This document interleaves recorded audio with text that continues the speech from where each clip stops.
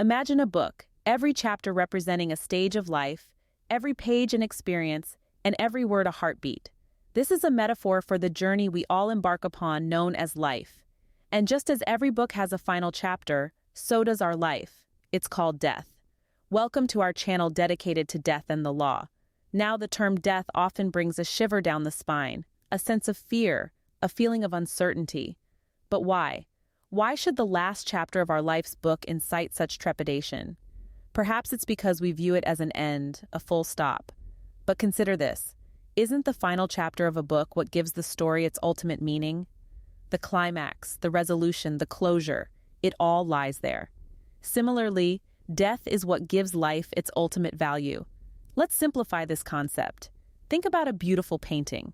The beauty isn't just in the vibrant colors or the intricate details, but in the fact that the canvas has boundaries. It's the finite space that makes every stroke of the brush significant. Similarly, it's the finite nature of life that makes every moment, every experience, and every heartbeat significant. Death isn't something to be feared. It's a part of the natural order of things. It's a part of life. It's the final chapter of our story, the one that gives meaning to all the chapters that came before it. Imagine if life was an endless road. It may sound appealing at first, but soon, the journey would lose its charm. The sights would become monotonous, the experiences repetitive. But knowing that our journey has a destination, that our story has an end, that's what makes it worth living. That's what makes every moment precious. So let us not fear death, but understand it. Let us not shun it, but accept it. For it is in accepting death that we truly learn to value life. So as the last chapter gives closure to a book, death provides a profound conclusion to our life story. Scene script. Have you ever watched a tree shed its leaves in autumn only for new ones to sprout in spring?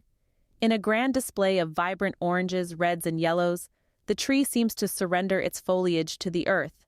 It stands bare in the winter, seemingly lifeless. But when the world thaws and the days grow longer, the tree bursts forth with new life, its branches adorned with fresh green leaves. This cycle, repeated year after year, is a profound illustration of the cycle of life and death. Now let's take a moment to ponder on this. Isn't this cycle beautiful in its own way? The leaves that fall in autumn enrich the soil, providing nutrients for the tree to flourish in the spring. In a sense, the death of the leaves fuels the life of the tree. It's a necessary process, a fundamental part of nature. In the grand scheme of things, aren't we humans also part of this cycle? We are born, we grow, we age, and eventually, we pass on. But just as the fallen leaves give life to the tree, our lives too leave indelible marks on the world. Through our actions, our words, our love, we enrich the lives of those around us. And when we pass on, our memory continues to inspire and influence those we leave behind. We are, in essence, like the tree. We go through seasons of growth, seasons of change, and yes, seasons of loss. But each season has its purpose, its beauty, and each season is necessary for the cycle to continue. So, as we journey through life, let us remember the tree. Let's remember that death is not an end, but a part of the cycle. It's a stepping stone to a new beginning, a contribution to the ongoing narrative of life. It's not something to be feared, but to be understood, to be embraced. Just as the tree accepts the cycle of life and death, so must we.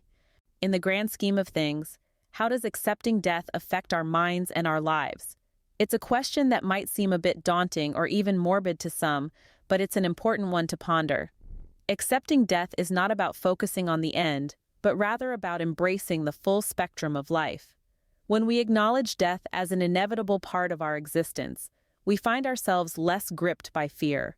The looming shadow of mortality, once a source of dread, becomes a reminder of our precious and finite time. It's like a ticking clock, not meant to instill panic, but to inspire urgency to seize the day. Research has shown that individuals who accept death tend to have a greater appreciation for life. They savor the small moments, cherish relationships, and are generally more present in their daily lives. You know the old saying, you don't know what you've got till it's gone? Well, acceptance of death is like a constant, gentle reminder of that very fact. Moreover, this acceptance can have a profound impact on our mental health. Confronting and accepting death can reduce anxiety and depression, leading to an overall increase in life satisfaction. It provides us with a unique perspective, allowing us to see our problems and worries in a different light. Suddenly, that missed deadline or that argument with a friend doesn't seem quite as earth-shattering. Let's take the example of a woman named Lisa. After a health scare, she found herself consumed by the fear of death. But instead of letting it paralyze her, she chose to confront it. She began to meditate, read philosophy, and even attended a few death cafes. Over time, her fear subsided. She found herself more at peace, more appreciative of her relationships and everyday experiences. She started living more fully, more authentically. So, you see, accepting death doesn't mean we become obsessed with our mortality. Rather, it can help us to focus more on our vitality. It can enhance our appreciation for the fleeting beauty of life and encourage us to live each day to its fullest. Accepting death can paradoxically make us more alive. Different cultures, different perspectives. Let's delve into how various societies perceive death. From the ancient Egyptians to the modern-day Bhutanese, cultures around the world have developed unique perspectives on death. Let's take a journey through a few of them to see how they view this inevitable part of life. In the land of the pharaohs, ancient Egyptians believed death was merely a transition to another realm. They embraced death as part of their journey and prepared for it meticulously, with elaborate funeral rituals and grand tombs. This outlook on death was not seen as morbid, but rather a celebration of the eternal journey of the soul.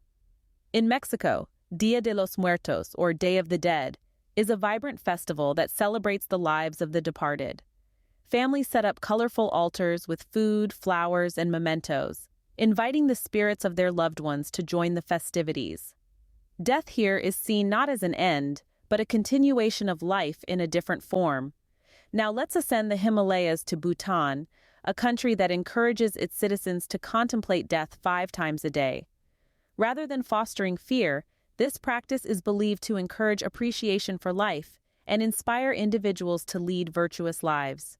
In Japan, the concept of mono no aware, or the beauty of transience, teaches acceptance of the impermanence of life.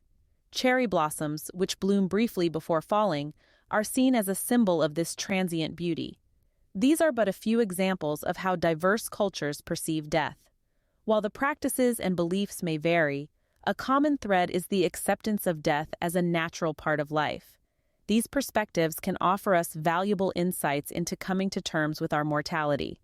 Understanding death as a part of life means recognizing its inevitability and viewing it not as an end, but as a transition, a continuation, or even a celebration.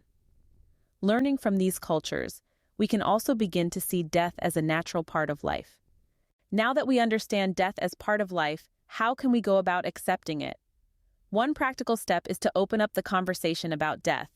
It's often deemed taboo to discuss, but breaking this barrier can bring us closer to acceptance. Consider talking with friends, family, or professionals to express your thoughts, fears, and questions about this inevitable part of life. Next, try mental exercises. Visualization can be a powerful tool. Imagine what death might be like, or consider the world continuing on without you. This isn't to induce fear, but rather to familiarize yourself with the concept. Another effective mental exercise is meditation. It can help you cultivate peace within yourself and accept the impermanence of life. In recognizing that everything is fleeting, we can appreciate our existence and the moments we share even more. Lastly, embrace life. This might sound counterintuitive, but by fully living, we can better accept death. Make the most of your time. Enjoy the little things, pursue your passions, and connect deeply with others. This way, when death comes, we can look back without regrets, knowing we've lived to our fullest potential. By incorporating these steps into our lives, we can gradually shift our perspective on death. While it may be a challenging process, it's ultimately rewarding. By taking these steps, we can learn to accept death, not as an end, but as a natural part of our life journey. As we conclude, remember, accepting death isn't about dwelling on the end. It's about acknowledging life's full cycle, embracing its psychological aspects, and understanding varying cultural perspectives. By taking practical steps towards acceptance, we open ourselves to a deeper understanding of life. We learn to appreciate the transient beauty of existence, to live with consciousness and fullness. Accepting death as part of life allows us to live more fully, more consciously, and with greater appreciation for the beauty of existence.